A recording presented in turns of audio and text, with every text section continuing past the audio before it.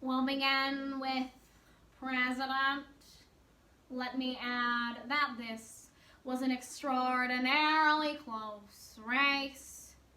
It's my pleasure to announce the next president of Carver High, Mr. McAllister. He had it out for me from the start. Sure, he was all smiles and good wishes and everything, but he was just as unfair and petty as anyone else. Tracy Flick. I've seen a lot of ambitious students come and go over the years, but I could tell right away Tracy Flick was different.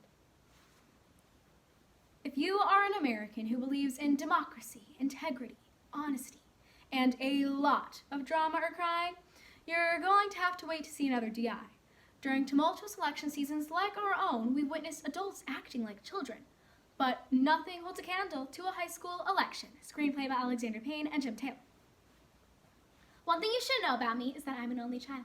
So my mom is really devoted to me. She writes letters to successful women and asks them what advice they have for me. 9 times out of 10, they'll tell you to hold on to your dreams no matter what. The pressures women face mean you have to work twice as hard, and you can't let anything or anyone stand in your way. Oh, and some people tell me I'm an overachiever, but I think they're just jealous. Here I am in Oklahoma. I'm just a girl who can't say no. And in SGA, the Student Government Association. Order! I never missed a meeting and volunteered for every single committee as long as I could lead it. It's hard to remember how this whole election mess started. What I do remember was that I loved my job. I was a teacher and an educator, and I couldn't imagine doing anything else. He'll probably tell you how committed he was to teaching and democracy and integrity and all. Don't be fooled. I mean, anyone who's been stuck in the same little room saying the same exact things year after year for his whole life has got to be at least a little jealous. It's like my mom tells me, the weak always try to sabotage the strong. Good morning, Mr. McAllister. I got all my campaign signatures, 158, way more than I need. Could you approve them now? Sure, Tracy. Looks good. I'm pretty sure you're supposed to keep them, Mr. McAllister. Fine, Tracy. Good luck. It wasn't long before everyone knew who Tracy Flick was. She made sure of that. Her drive was astonishing, even scary. All right, class, what is the difference between ethics and morals? Anyone. Mr. McAllister! Paul. So ethics is what you get from a society, and morals are from a fairy tale.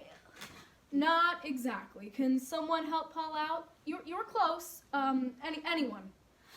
I know! Tracy Flick was poised to win the presidency of the student body. So far, she was running unopposed. Hey, Mr. Rep. Hey, Paul. Paul, you are one of the most popular students at Carver High. You don't choke under pressure, as we all saw in that amazing fourth quarter against West Side. The other kids look up to you. What does that spell? Spell? Oh, P.A. Student Council President, Paul. Me? Nah, that's Tracy Flick's thing. Paul, what's your favorite fruit? Huh? Pears. Right. No, wait. Apples. Fine. Let's say all you ever knew was apples, Paul. Apples, apples, and more apples. You might think apples were pretty good, even if occasionally you got a rotten one. One day, there's an orange. You can make a decision.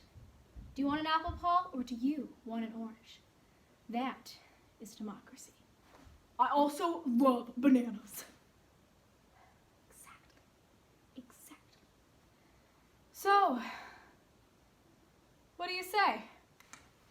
You might think it upset me that Paul Metzler had decided to run against me, but nothing could be further from the truth.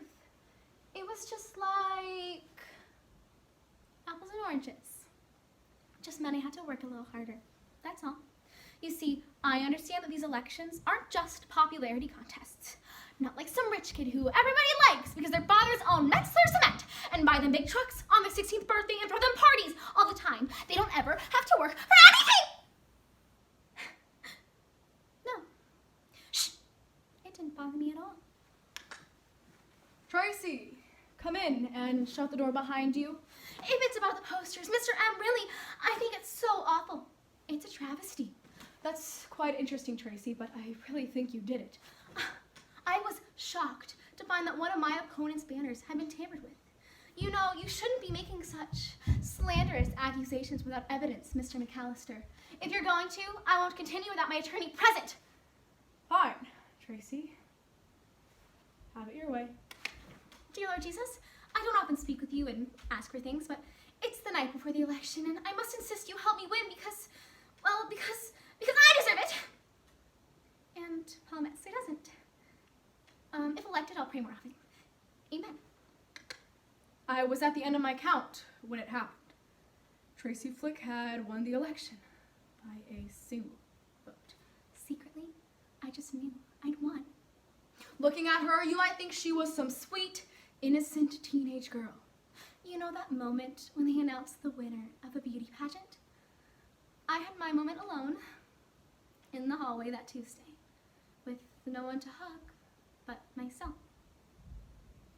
She wasn't sweet. She wasn't innocent. She was selfish and cynical and ambitious. She thought nothing about destroying the lives of others just to get to the top.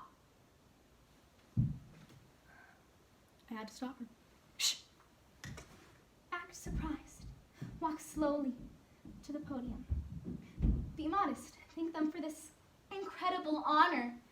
It's my pleasure to announce the next president of Carver High by one vote, Paul Metzler. I lost by one vote. I lost to Paul Metzler by one vote!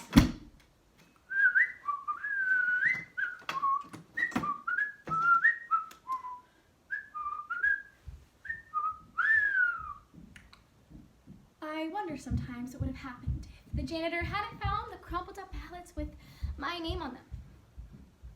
But Mr. McAllister had thrown away in his trash can. It was simple.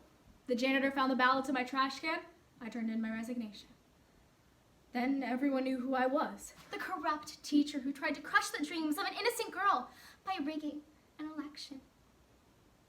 Now it was all over for Jim McAllister at Carver High.